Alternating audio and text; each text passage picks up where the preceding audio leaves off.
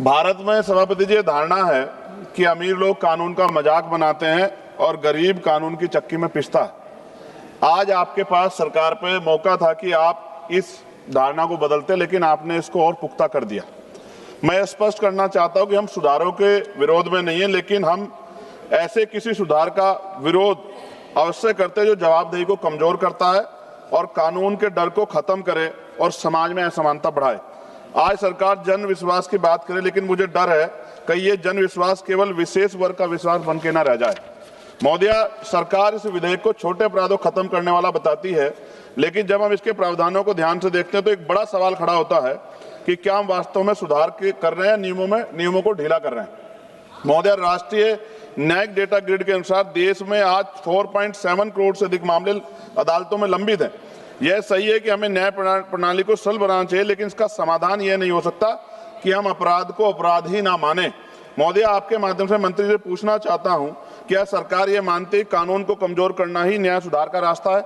यह परिवर्तन तंत्र कमजोर है तो उसे मजबूत करना चाहिए, ना कि कानूनों को कमजोर करके समस्या को छुपाया जाए। महोदया, इस विधेयक में कई जगह जेल की सजा हटाकर केवल जुर्माना कर दिया गया, और मैं जब ये पढ़ रहा था तो ये भगत सिंह जी की जेल डायरी भी मुझे आज, मैं 2 दिन से इस पर कोशिश कर रहा था कि इसको जानूं। जेल, जब कोई अपराध करता है तो उसको जेल का डर होता है, और ये डर खत्म हो जाएगा पैसे वालों के, तो फिर वो जम के अपराध करेंगे, ऐसा मेरा मानना है। सभापति जी, भारत की टॉप 500 कंपनियों का कुल टर्नओवर लाखों करोड़ रुपए में, ऐसे में कुछ लाख या कुछ करोड़ का जुर्माना उनके लिए सजा नहीं बल्कि कास्ट ऑफ डूइंग बिजनेस बन जाता है। महोदया, हमारे देश में असमानता लगातार बढ़ रही है। ऑक्सफाम की रिपोर्ट के अनुसार भारत की टॉप 1% आबादी के पास देश के लगभग 40% संपत्ति है, जबकि नीचे के 50% के पास बहुत ही सीमित संसाधन है। ऐसे में यदि सजा केवल जुर्माना रह जाए तो गरीब के लिए यह सजा होगी, अमीर के लिए सुविधा बन जाएगी। महोदया, मैं आपके माध्यम से मंत्री से पूछना चाहता हूं कि इस विधेयक में समान कानून की जो भावना है को लेकर जो प्रावधान किया गया है, जब आप इसका उत्तर दे तो मेरे प्रश्न का सवाल जरूर दे कि समान कानून की भावना कहां गई?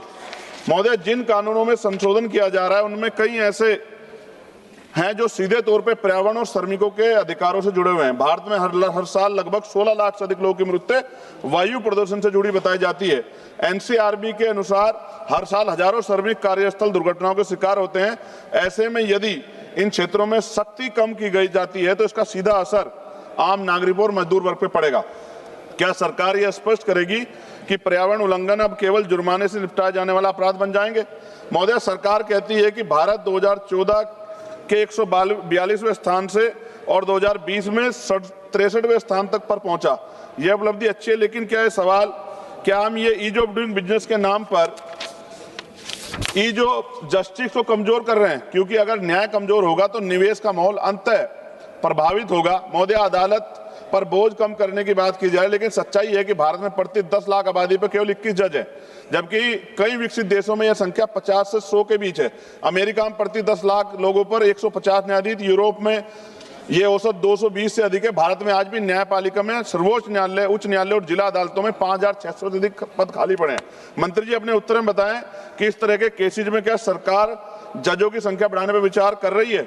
महोदय, विश्वास नाम बदलने से नहीं बल्कि व्यवस्था से आता है। जब कानून का डर खत्म होगा तो विश्वास नहीं, अविश्वास पैदा होगा। विश्वास कानून में मजबूती से आता है, ना कि उसकी कमजोरी से। महोदय, मैं माननीय मंत्री से अपने जवाब में वो बताएं मुझे, क्या सरकार ने कोई अध्ययन किया है कि इस विधेयक के बाद नियम उल्लंघन बढ़ेंगे या नहीं? क्या बड़े कॉर्पोरेट के लिए जुर्माना कास्ट ऑफ बिजनेस बन जाने का खतरा नहीं है? क्या सरकार ये गारंटी देती है कि पर्यावरण और श्रमिक कानूनों में सख्ती कम नहीं होगी? महोदया, विपक्ष केवल आलोचना नहीं करता, मेरे को सुझाव भी है, समाधान भी है। बार बार उल्लंघन करने वालों पर सख्त दंड, जुर्माने को टर्नओवर पर आधारित किया जाए, पर्यावरण और श्रमिक कानूनों में सख्ती बरकरार रखी जाए और न्यायपालिकाओं में जजों की संख्या बढ़ाई जाए। महोदय, यह विधेयक एक महत्वपूर्ण विषय को छूता है, लेकिन इसकी दिशा और प्रभाव को लेकर गंभीर चिंताएं हैं। आप कानून का डर खत्म करके विश्वास नहीं बना सकते। विश्वास तभी बनेगा जब यह न्याय सभी के लिए समान होगा। और अंत में केवल मैं इतना ही कहना चाहता हूं, कानून अगर कमजोर होगा तो व्यवस्था डगमगाएगी, और व्यवस्था डगमगाएगी तो जनता का विश्वास टूटेगा। मैं इस विधेयक का विरोध करता हूं, लेकिन मंत्री जी को मैं ये कहना चाहता हूं, अगर वो हमारे सुझाव पर काम करेंगे तो ये अंत जैसे बाबा साहब ने कहा था कि संविधान कितना भी अच्छा क्यों ना हो, चलाने वाले हाथ अच्छे नहीं होंगे, उनकी नीयत अच्छी नहीं होगी, उनकी नीति अच्छी नहीं होगी, तो अंततः संविधान बुरा साबित होगा। और संविधान कितना भी अच्छा, कितना कैसा भी क्यों ना हो, अगर चलाने वाले हाथ अच्छे होंगे, उनकी नीति अच्छी होगी, उनकी नीयत अच्छी होगी, तो अंततः संविधान अच्छा साबित होगा। अगर सुझाव को माना जाएगा तो इसका प्रभाव जनता के मन में आवश्यक रूप से इस बात के साथ जाएगा कि उनका हित जो है, कानून की जो समान कानून की भावना वो खत्म नहीं होगी। लेकिन अभी जो अमीरों को जिस तरह छूट दी जा रही है, तो बड़े बड़े जो कॉर्पोरेट सेक्टर हैं वो तो अगर उनके यहाँ कोई इस तरह की अपराध हो भी जाएगा तो उनको तो कोई फर्क ही नहीं पड़ेगा। तो इससे क्या कानून, मजदूरों के अधिकार, गरीबों के अधिकार बच पाएंगे?